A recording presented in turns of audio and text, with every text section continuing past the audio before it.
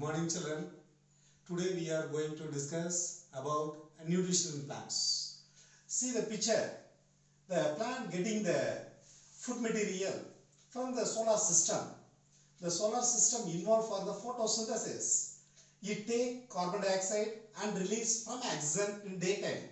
Leaves. The chlorophyll pigments is presented. The chlorophyll pigments act as the cyclic 1 and cyclic 2. The food factory of chloroplast. The plants getting water and minerals from the root systems. Function of the nutrients. At least 17 elements are known to be essential nutrients for plants. In relatively large amounts, the soil supply nitrogen, phosphorus, potassium, calcium, magnesium and sulfur. These are often called macronutrients. Today we are going to the outline of the nutrients in plants. One is the autotrophs, another one is the heterotrophs. Autotrophs mean auto self, tropism, feeding. Example, green plants. Heterotrophic, hetero mean others, tropism, feeding. The heterotropics are divided into 4 categories. First one is a parasite, plants that live on other plant for food. Saprophytic, plant that feed on the dead organic matter, that's called as saprophyte. Example, mushroom, fungi and bacteria. Another one is symbiote, 2 organisms that live for their benefits. Example, lichen, rhizobium and pea plants are leguminaceae plants. Plants that derive nutrients by tapping and consuming insects, that's called as insectivorous plant. Example, Venus flytrap and pitcher plant. Parasitic plants are classified into 2 groups, that's called as total parasite, plants that live on other plant for food. Example, Cuscuta and Cassita. Plants receive a part of its nutrient from the host, that's called as a partial parasite, that's called as a Rafflesia. Plants are classified into 2 categories. One is the autotrophs, another is the heterotrophs. Autotrophs, that's called as a green plant. The green plant getting energy from the solar system in intake of carbon dioxide and release of oxygen. It absorbs from the water and minerals in the root system. The water is evaporated into the atmosphere. Autotrophs are organisms that use inorganic chemicals to produce their own food. The term autotroph was first coined by a botanist, Albert Bernhard Frank, in 1892. The term autotroph is combination of 2 Greek words. Auto means self and trop meaning food. Thus, in short, an autotrophs is an organism that feeds itself without needing to depend on other organisms. Importance of autotrophs.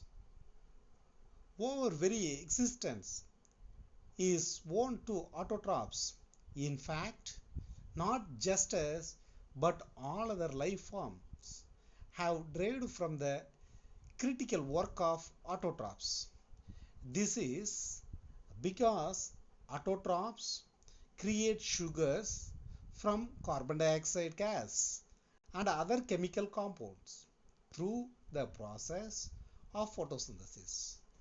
For instance, no herbivorous animals could exist and no carnivorous animal that eat herbivores could therefore survive.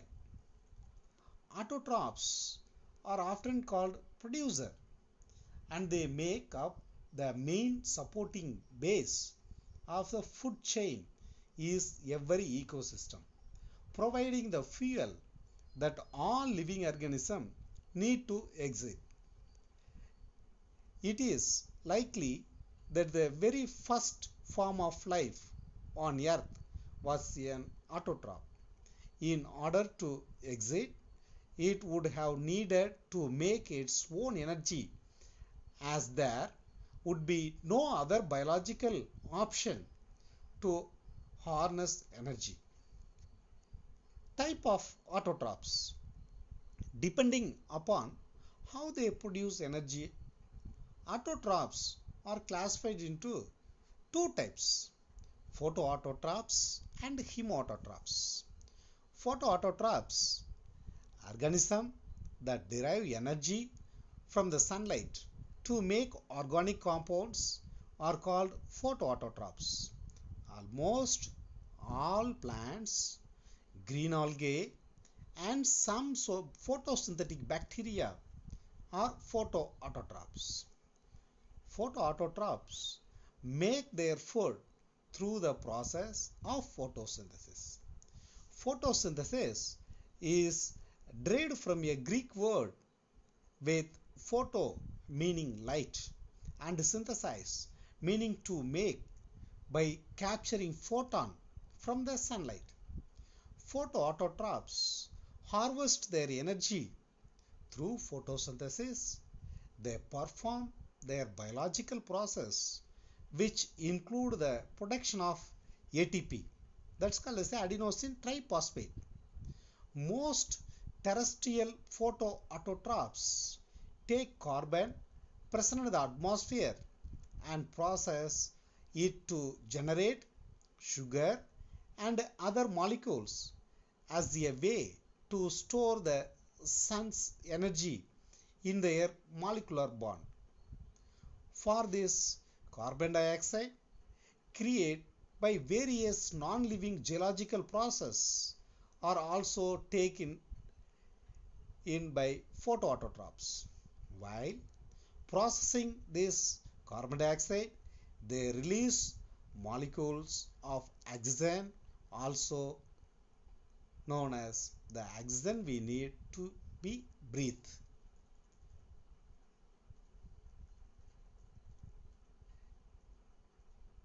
Evolutionary scientists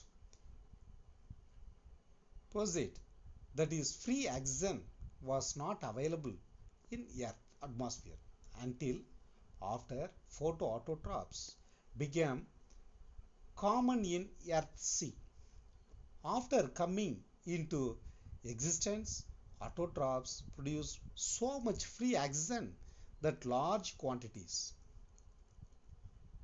of iron that had been previously dissolved in ocean water react with this oxygen and converted to rust.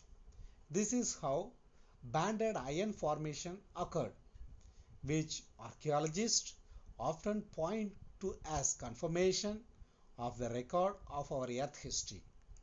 Thanks to this abundant release of oxygen by autotrophs, large animals, including us, are able to perform aerobic respiration to survive. Banded iron formation, see the picture. Many evolutionary scientists reckon that some of the oxygen produced by photoautotrophs creates the earth zone layer. This zone layer made it possible for this life form to move from the sea to dry land without the fear of damage the DNA upon exposure to the sun's ultraviolet rays. The another one called the chemoautotrophs. The second category of autotrophs, including organisms that produce energy from inorganic chemicals without needing sunlight. These organisms are called chemoautotrophs and are usually found in deep water environments that receive absolutely no sunlight. Many chemoautotrophs dwell in deep sea volcanic vents, which is ideal for producing heat to foster a metabolism at the faster rate.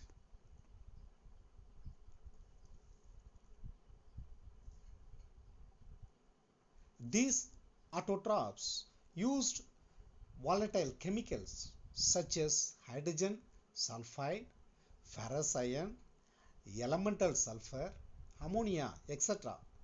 for the procurement of energy. The aforementioned chemicals would be toxic for as an another animals, but are idea suited for chemoautotrophs and help them to survive without sunlight.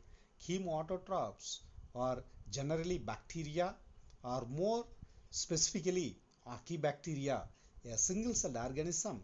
Many scientists argue that it is a rapid rate of metabolism that restrict chemoautotrophs to being unicellular. See the picture. Archaea found in volcanic hot spring. It growing around 76 degrees Celsius. Some astrobiologists speculated that life might be a present of Jupiter's moon because it is dark and abundant with volatile chemicals that chemoautotrophs of Earth harness for meeting their energy requirement. As of writing this, scientists have found no proof of such life existing on Titan. However, considering the range of metabolic options offered by chemosynthesis, it is likely that we might someday discover extraterrestrial creatures residing in our universe that are also chemoautotropic in nature. Who come first, photoautotrophs or chemoautotrophs? It is still not well established whether phototrophs or chemoautotrophs were the first from the life on Earth. Many experts believe that the first single-cell life forms were photosynthetic. Their logic for this belief is that a sunlight shine on the entire surface of Earth, so it would have been easier for photoautotrophs to derive their energy using direct sunlight. That being said, some scientists don't buy this idea as they believe that volcanic sites in the deep waters of sea and ocean would have supplied much more concentration energy through the presence of abundant volatile chemicals, paving away from the certain of the first sum of a single cell life. Now, due to their biochemical nature, single-celled organisms do not fossilize well. That why we may never know for sure if chemoautotrophs were indeed the first form of life on Earth. Heterotrophs. Heterotrophic organisms that cannot make their own food by capturing light or chemical energy logically evolved from autotrophs. Some experts feel that the ubiquity of heterotrophs is due to the fact that living organisms have found that it is easier to simply eat an autotrophs to derive energy for biological process in order to survive and prosper. Heterotrophs are classified into holozoic nutrients, saprophytism, and parasitism. Holozoic nutrients, the organism feed ingests solid organic matter within the digested and absorbed into their bodies. Example, human, animal, and insectivorous plant. Saprophytism. Saprophytes feed on dead and decaying matters, including bacteria and fungi, which digested the food externally before the nutrients are absorbed. Parasitism. Obtain nutrient from living organism. The parasite obtain the nutrients by living on or in the body of the host. Example, lice and tapeworms. Holotropic nutrients. Holotropic is an organism that is unable to synthesize its own food and therefore he to rely on the other source, specifically plant and animal matters. All animals and non-photosynthetic plants are classified heterotropics since they are unable to prepare food, so these organisms resort to the other various form of nutrients. Hence, from the ecological perspective, heterotrophs are always secondary or tertiary consumer in a food chain. Human and other vertebrates really on converting organic, solid or liquid food into the energy. Other organisms such as fungi really on converting dead organic matter into the nutrients. In essence, heterotrophs break down complex food into its readily usable constituents. Types of heterotrophic nutrients. A nutrient organism exhibit various type of heterotrophic nutrients. They are as follows: holozoic nutrients, saprophytic nutrients, parasitic nutrients. Holozoic nutrients. Holozoic nutrients involve the ingestions and internal processing of solid and liquid food in an organism. This involve steps of ingestions, digestions, absorption, assimilation, and excretions. Ingestion is the intake of food which is broken down in a simple organic matter by a process called digestion. After extraction of useful components, the unwanted and indigested particles are excreted out. Example of animal that exhibit holozoic nutrients include all vertebrates.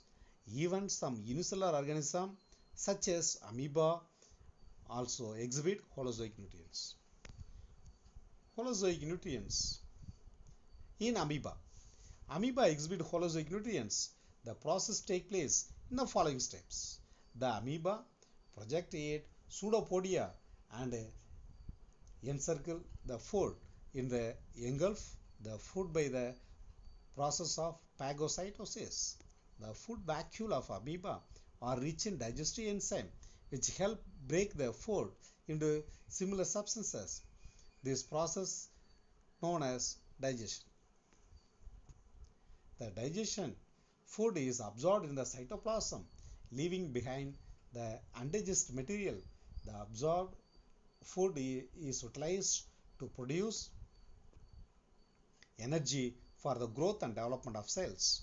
The undigested food materials is ejected out by the rupturing of the cell membranes. See the picture. The food particles is go and bind with the pseudopodia.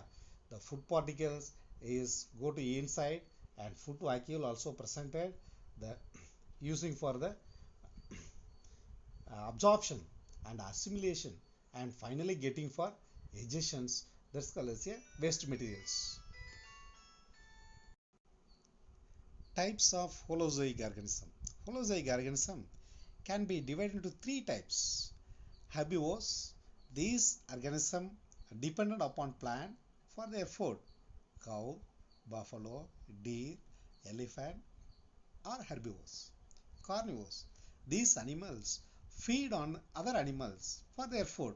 Lion, tiger, leopard and carnivores. Omnivores. These animals can survive on either plants or animal for their food. Cockroach, pig, chimpanzee and some example of omnivores. See the picture. Herbivores, a plant or animal eat plant only, the herbivores. Carnivores, a plant or animal that eats animals only. And omnivores, a plant or animal that eats both plant and animals. Saprophytic nutrients. Saprophytes feed on dead and decay organisms for energy. They are an important part of the ecosystem as they help to keep our environment clean and recycle nutrient back into the ecosystem. Some example of saprophytes or fungi or certain types of bacteria. These are also responsible for the stalling of bread and other similar food products. Saprophyte release certain enzyme to act on the complex organic matter. It works by breaking it down into its constituents which can be easily consumed by them. The mode of nutrients in which an organism obtains nutrient for dead and decay organic matter is called saprophytic nutrient. Example, rhizopus, that's called as a bread mold, mucor pin mold, yeast, agaricus, that's called as a mushroom. See the picture, some example of saprophytes. Parasitic nutrients. Parasitism is defined as the relationship between the two species in which one organism live on or within other organism, causing the host some degree of harm. A parasite reduces its host fitness but increasing its own fitness, usually by gaining food and shelter. For example, of parasites or of human leaves of human head, cuscuta plants and tapeworms. See the picture, the cuscuta without Haustoria to making the food from the plants, and the tapeworm also is there. Parasitism. Parasitism is the type of symbiotic relationship in which one organism benefited at the expense of another. The species that benefits is called the parasite, while the one that is harmed is called as a host. Over half of all known species are parasites. Parasites are found in all biological kingdom. Example of human parasites like roundworms, leeches, ticks, lice and mites. Symbiotic nutrients.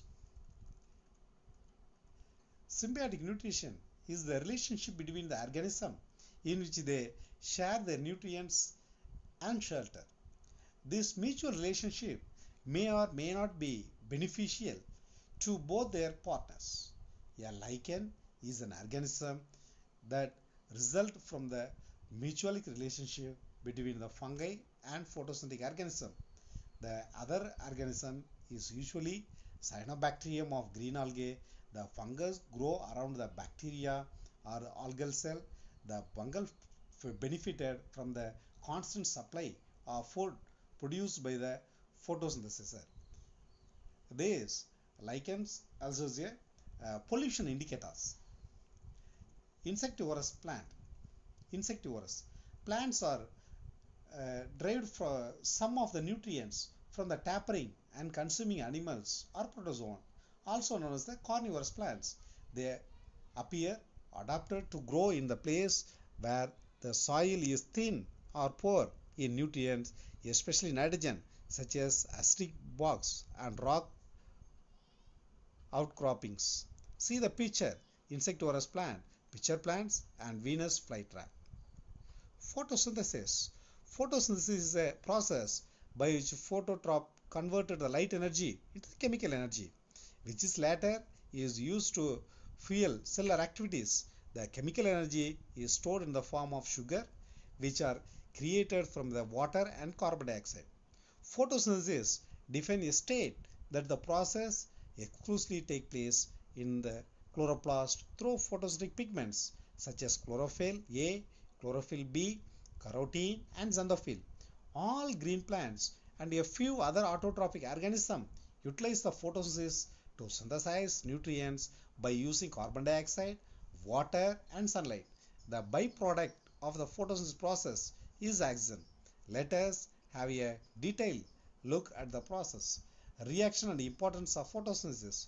Photosynthesis also apply to other organisms besides green plants. These include several prokaryotes such as cyanobacteria, purple bacteria and green sulfur bacteria. These organisms exhibit photosynthesis just like green plants. The glucose produced during the photosynthesis is then used to fuel various cellular activities. The byproduct of this physicochemical process is oxygen. Carbon dioxide water is collected from plants in the sunlight. It gives rise to glucose and oxygen. Photosynthesis is also used by the algae to convert the solar energy into the chemical energy. Oxygen is liberated by the byproduct and light is considered as a major factor to complete the process of photosynthesis. Photosynthesis occurs when plants use light energy to convert carbon dioxide and water into the glucose and oxygen. Leaves containing the microscopic cellular organelles known as chloroplasts. Each chloroplast containing a green color pigment is called chlorophyll. Light energy is absorbed by the chlorophyll molecules, whereas carbon dioxide and oxygen enter through the tiny pores of stomata located in the epidermis of leaves. Another byproduct of photosynthesis is sugar such as glucose and fructose. These sugars are sent to the roots, leaves, fruits, flowers and seed. In other words, these sugars are used by the plants as the energy source which helps them to grow. These sugar molecules then combine with each other to form more complex carbohydrate like cellulose and starch. This cellulose is considered as a structural material that is used in plant cell wall. Where does this process occur? Where does this process occur? Chloroplasts are the site of photosynthesis in plants and blue-green algae. All green parts of plant, including the green system, green leaves and sepal, floral part combines of chloroplast, green color plastids. These cell organelles are presented only in plant cell and are located within the mesophyll cells of leaves. Chlorophyll is the part of chloroplast and is the light absorbing pigments which provide green color to the plants. But chloroplast trap the solar energy which is the site of photosynthesis and other chemical reaction and works as the powerhouse of the cell like mitochondria. See the picture of the chloroplast. The chloroplast having double membrane structure, the inner membrane and outer membranes. The membrane in between called as a intermembrane space also occur and a lumen also presented. The coin shape thylakoid also occurred and granum also occurred. The stroma also occurred. The thylakoid containing for quantosomes. The quantosome also a reaction center. See the picture of the leaf, LS of the leaf structure. The leaf containing for the outermost layer called as a thinly wax layer, that's called as a cuticle, and upper epidermis and lower epidermis also presented. The lower epidermis containing for the stomata, the thin opening called as a stomata. The stomata surrounded by the guard cells and substrate cells. The present for the epidermis, upper epidermis, the lower side called as a palisade parenchyma, sponge parenchyma. The lower epidermis having for the sponge parenchyma and erenchyma. The erenchyma occurring for the air space and midrib region containing for the vascular bundle, xylem and phloem also presented. Factors affecting photosynthesis. Photosynthesis process requires several factors such as light intensity. Increasing the light intensity result in the higher rate of photosynthesis. On the other hand, low light intensity result in the low rate of photosynthesis. The concentration of CO2, higher concentration of carbon dioxide help in increasing the rate of photosynthesis. Usually, carbon dioxide in the range of 300 to 400 ppm in adequate for photosynthesis. Temperature for efficient exudation of photosynthesis, it is important to have the temperature range between the 25 to 35 degrees centigrade. Water, as water is an important factor in photosynthesis, its deficiency can lead to problem in the intake of carbon dioxide. The scarcity of waters lead to the refusal or stomatal opening, remaining the amount of water they have stored inside. Pollution. Industrial pollution and other particulates may settle on the leaf surface. This can be block the pores of stomata, which make it difficult to take in carbon dioxide.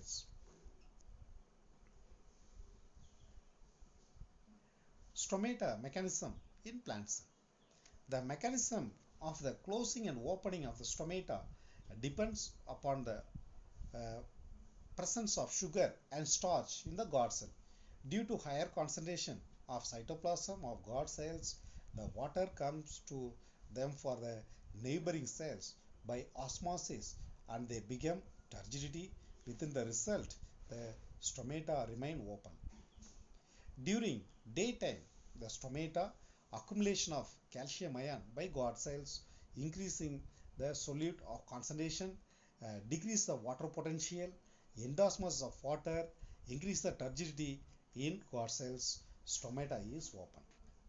During night or dark, loss of calcium ion by guard cells, decrease the solution concentration, increasing the water potential, exosmosis of waters, decreasing turgidity in guard cell, stomata is closed.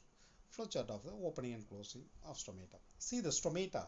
The stomata is open at the daytime. The stomata are closed dark or nighttime. Remember to point. See the nutrient, autotrophs. Nutrient are classified into two groups, autotrophs and heterotrophs. Heterotrophs are classified into parasites, saprophytes, symbionts, and insectivorous. Parasites are further classified into total parasite and partial parasites.